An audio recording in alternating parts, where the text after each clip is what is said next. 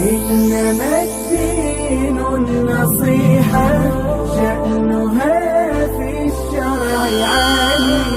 بالتعاليم الصحيحة ينجلي سيف الضلال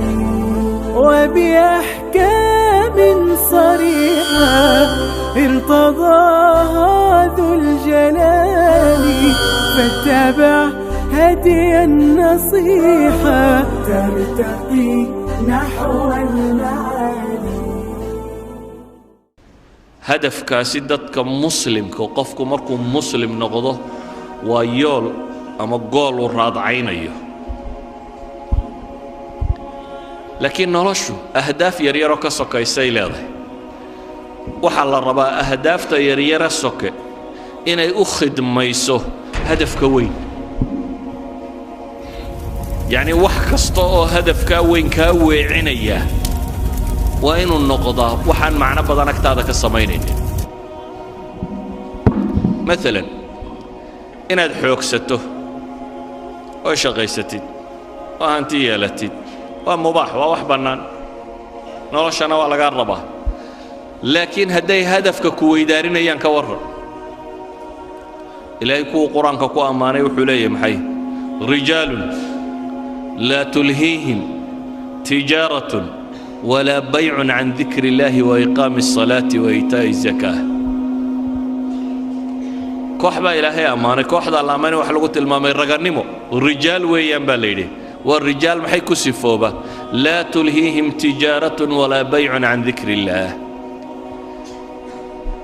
باع مشتركة إيا لعقت كسب الشديد كما ويعسه ما إلا وسيسه هدفكي وينه oo inuu salaad oogo inuu zakar la yimaado inuu ilaahay caabudo inuu xuso in aakhiro hortiisa ay taalo yakhaafuna rabbahum inay rabbigood ka cabsanayaan maalin qulubta ay gagadoomayso idan hadafka weyni waxaan soko oo dhami dabab kuma ridaan ceeriyaan maaha ka qarin karta mushkilada dadka haysata ugu badan waxa weeyaan ilaahay wuxuu ina leeyahay هذا صلاة دميسان محل ينيري فانتشروا في الأرض وابتغوا من فضل الله صلاة أمرك دميستان لولك كفافة إليه رزاق دي سرات سدا ليلي واذكروا الله كثيرا لعلكم تفلحون لكن الكفاف هي التجارة دي وحنا هدي هدف كوين قلضيان إيجا لقوه ارتقيا ورجال لا تلهيهم تجارة ولا بيع عن ذكر الله وحبدا مركا مانت أهداف تواوين تيدتكو إلا بان وحي يريرو سكينكو مشغولة وحلقيا بان انت الساعدودات كو بحسي سكول كيات ساقدي وكورن يوم القيامة هدات ساقده مالنت أن ساقد نمكا وين يجرين حلقيا بان ولايا هي عيبوبين وكورن قيامة مركا رير نبي آدم ودن الله سكينة هدات عيبوده يوم تعرضون لا تخفى منكم خافية رير نبي آدم إلا كودن بيا قوبي تاقيهين هدات عيبوده waxaa laga yaabaa inaad sileedahay noloshu way kugu adagtee fududee oo ka waran maalinta 50,000 oo sanadooda noloshaynu joogno dhamma waa imisa 60 sano 70 sano 80 sano ka waran maalin 50,000 oo sanadooda haddaad cadaabanto intaan janniya naarba la isla gaadhin kaana 50,000 sana maalina qiyaamuhu waa maalin 50,000 oo sanadooda 50,000 oo sanadood baa taagnaanaysa 50,000 oo sanadood baa dadkan la xisaabaya 50,000 oo sanadood baa cadceedu halkan taagan tahay 50,000 oo sanadood baad waxaad harsanaysaa waxaad xoogsatay ee hadafkaasi aad u xoogsatay 50,000 oo sanadood baad dhididaysaa oo dhididkaagu wuxuu gaadhayaa halka waa dunuubtaadu joogtay 50,000 oo sanadood baa ragga qaar harsanayaan oo carshu raxmaanka harsanayaan ay ka mid ahaayeen dhallinyaradii ku kobocday maxay ilaahay cibaadadiis madaxdii cadaaladda samaysay kuwii habeenkii istaagay ee ishooda ay ooyeysay kuwii gacantooda midig waxay bixinaysaa gacantooda bidixaanay ogeyn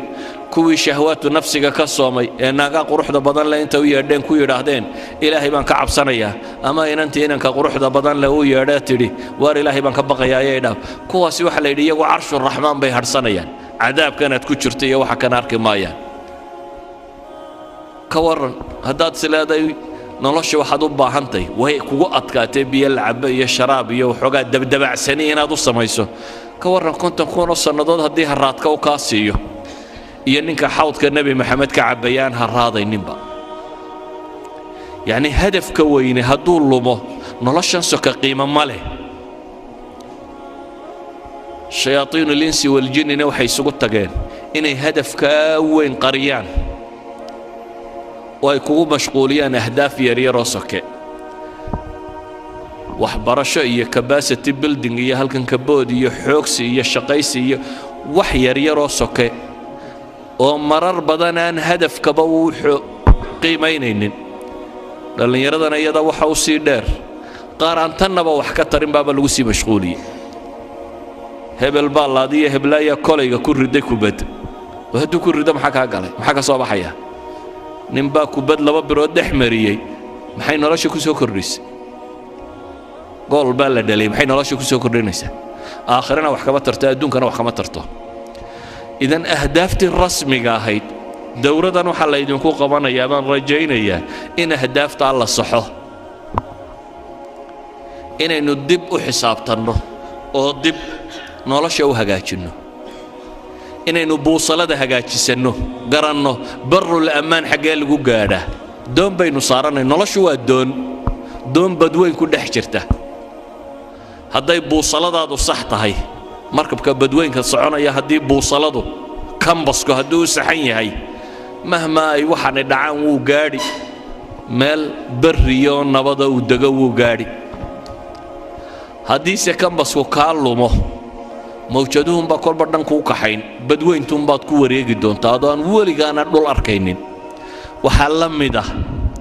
qofka noloshan garan waaya wuxuu jooga ka qabanayo haddaad cab oo cayaar oo boodbood oo wax dhal oo xoogso oo daaradhis oo kan samee dan hargeysaa joogtaan bal suuqa hargeysa isdhex taaga raggii dhisay meeye waa daartii xaaji hebel iyo watii ilmo hebel uma maqlaysaan meeye xaajiyadii ka tageen aarahan hargeysada aan maanta dhex joogtaan raggii lahaa cidi kama noola xaggay joogaan waa kuwaynu meelahan ku marro xataa magac male hadda xabaalaha ka bannaayana asxaabulqubuurkii xaajiyanimadii iyo magacnimadii iyo maamuuskii iyo hebel wixii lumiye waa asxaabilqubuur waa dadkaa godadkaa ku jira ciidaynu ag marayno ma waxaad diyaar u tahay inaad danda intaad dhisto ku biirtid kuwa magaclaawe halkaa ku jira aan la kala garanaynin xufradan ay ku jiraan dabcan qaar bay janno u tahay qaarna naar bay u tahay laakiin inaga agteenna waa asxaabulqubuurun waxay isweydiinta leh markaa war maxaynu u noollahay dhallinyaroy xaggaa ku socotaa noloshaadu xagga ku socotaa jaamacad baan ka baxay shahaadad baan qaatay shaqo fiican baan helay war waa tegaysaaye waxaasoo dhammi waa maalmo waxaasoo dhammi kam labistum cadada siniin baa lagu weydiin doonaa labitnaa yowman aw bacda yowm fas'al ilcaadiin baa ku xigta maalin ama maalin badhkeed noloshii oo dhammi waxay kula noqon maalin ama maalin badhkeed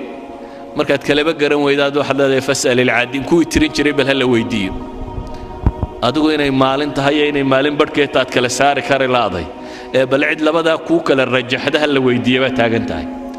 oo nolosha ma maalin badhkeed baad dooratay marka ayuha alikhwa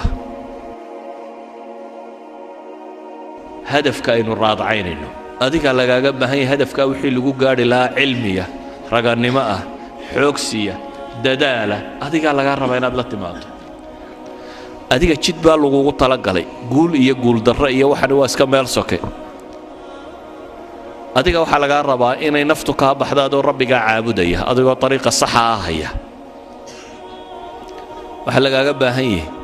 as'ilada kugu soo beeganta nolosha inaad ka jawaabi karto oo aad uga jawaabi karto hadafkii lagu abuuray wixii aad ku gaadhayso kelmadaydu markaa waxay ku kooban tahay nolosha yoolkeedu yuu idinka qaldamin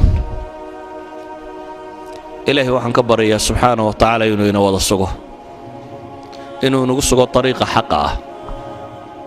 inuu inaga badbaadiyo cadaabkiisa inuu inagu sugo jidka jannada loo maro